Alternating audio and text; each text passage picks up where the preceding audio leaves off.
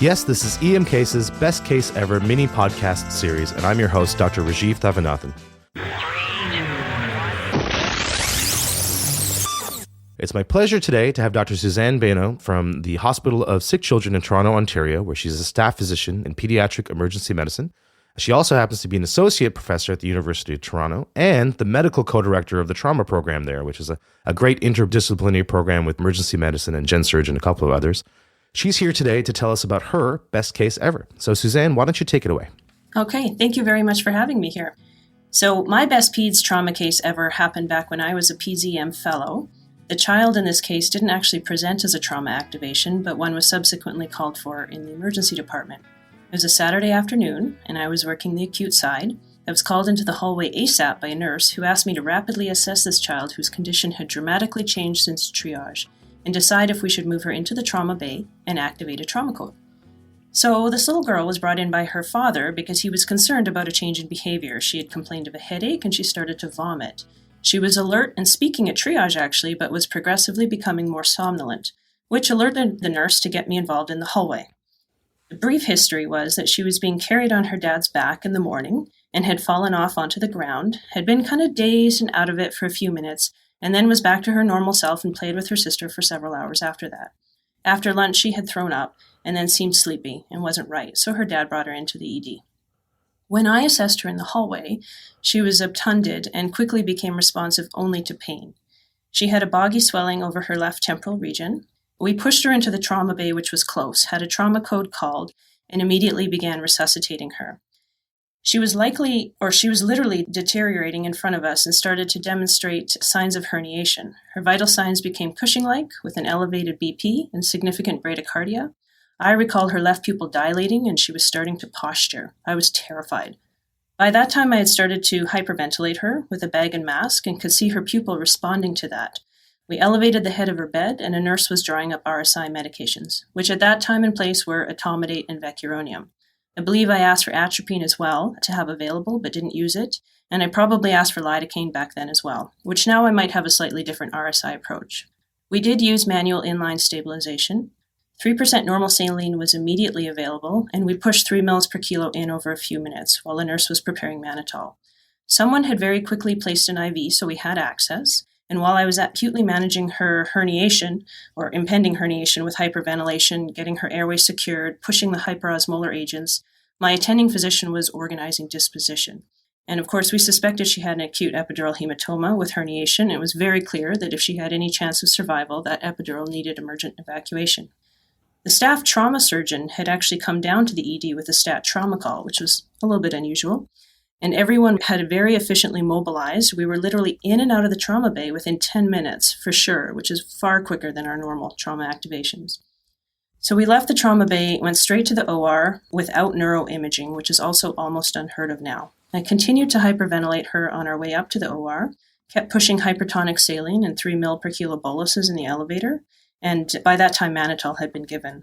We were pushing fentanyl and midazolam for ongoing pain and sedation. And almost serendipitously, the neurosurgery resident and staff neurosurgeon had just come out of another case. So they were in-house ready, and quite literally with one call from the trauma bay and OR was prepped and available for her, and we handed off care to the team in the OR suite. She underwent her craniotomy, did indeed have an epidural hematoma, which was evacuated. She was awake and speaking hours later, and for sure the next day completely neurologically intact, very concerned about getting back to her game with her sister. So that is my best case ever.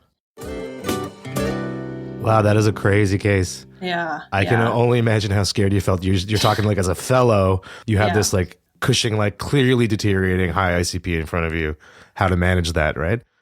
Yeah, it was a classic presentation and very terrifying. Yeah. So maybe real quickly, Dr. Beno, what are your thoughts now about using pretreatment drugs for intubating these isolated TBIs for kids? Yeah. So lidocaine and fentanyl, there really isn't very conclusive evidence for that. So I don't think it's wrong to use them. I also think that if they are going to be effective, they have to be used several minutes before the RSI. And oftentimes in a situation like this, there just isn't time for that kind of delay.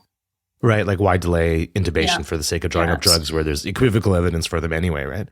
Right. And you mentioned using the hyperosmolar agents. I mean, this isn't someone that was hemorrhaging or bleeding out, in their chest or belly. Do you have a preference initially for hypertonic versus mannitol in a situation like that? Or is it just hypertonic maybe is more available quicker? So we use hypertonic saline all the time. One is really readily available. It's easy to give. It doesn't require any kind of preparation. And so that is our go-to. So that's what I would start with, whether it was an isolated head injury or multi-system trauma. I think with mannitol, you do have to be careful if they are hypotensive and hemodynamically compromised. You can make that worse. But I think in this case, actually mannitol would have been fine, and we did give it in addition to the hypertonic because the main issue was ICP. And for the hypertonic, what's the dose that you start with? I know Rosen's mentions up to 1 milliliter of 3%, but I've seen in other places like Peds ICU, they use 3 to 5. Do you guys have just like a go-to weight-based sort of dose for the hypertonic? Yeah, 3 mils per kilo over 3 minutes, just so it's easy to remember. So a kid like this, oftentimes before we start a hypertonic infusion, we're usually giving several boluses of that. So a child is often getting about 9 to 10 mils per kilo before an infusion is started. Suzanne, thanks so much for being on the podcast today. That's a really amazing episode. Do you want to maybe just walk us through some of your teaching points, like what you took away from that case as a fellow? Yeah, absolutely. So I chose this case for a few reasons. The first and most significant for me is that in pediatric EM, we do great work for lots of children and their families every day, but it's really not an everyday occurrence that we have the opportunity to save a life. And this case jumped out at me as a situation I hope never to have again, but if I did, I would actually want it to go exactly as it had that day. There were some lucky things for her. Her dad recognized she needed to go to the emergency department. Thankfully, it was where she needed to be when she started to deteriorate. Our teams worked quickly and expertly together when it counted the most, and it paid off for this little girl and her family. And one of the reasons I think that efficient teamwork was able to happen is that we had recently had a simulation scenario of TBI and cerebral herniation. And although the circumstances of this case were different, the management principles were fresh in people's minds. And of course, we know that multidisciplinary simulations are excellent exercises for educating, practicing, developing crisis resource management principles, and identifying systems issues. We were also very lucky, this was a classic story in clinical presentation, that things worked out a bit fortuitously for us with a well-trained, experienced ER team, a staff trauma surgeon that just happened to show up and made a prompt and executive decision to bypass CT, knowing this was a classic case and the patient was unstable. As well, last but not least, that a neurosurgeon agreed with that plan and was there on a Saturday afternoon ready to operate exactly when we needed him to be. So the teaching point there really is that along with previous clinical experience, simulation readiness, good teamwork, clear leadership were the keys to having this work out so well for her, and as we know are for most resuscitation scenarios. The second reason I think this case is really important to share is because it highlights the reality that many kids with significant injuries and high injury severity scores don't actually present to us as classic trauma activations. And that may not be very different from the elderly spectrum of emergency medicine, where this likely happens also. In pediatrics, we really need to be vigilant for patterns of injury that are just classically, again, high severity with lots of morbidity or mortality if they're missed. The most pressing example of this is, of course, non-accidental injury, where children will often present multiple times to various providers with vague, nonspecific symptoms. And by the time they're diagnosed, sometimes it's tragically just too late.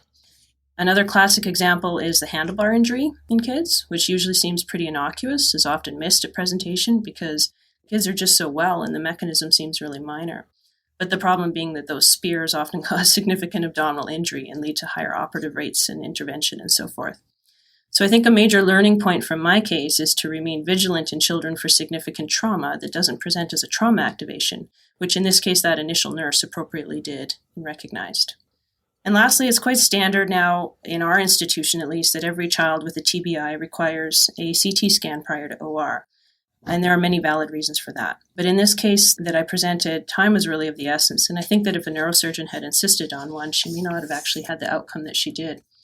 So for classic presentations like epidural hematomas, where there is a boggy temporal swelling and signs of herniation, those kids can and should likely go straight to the OR.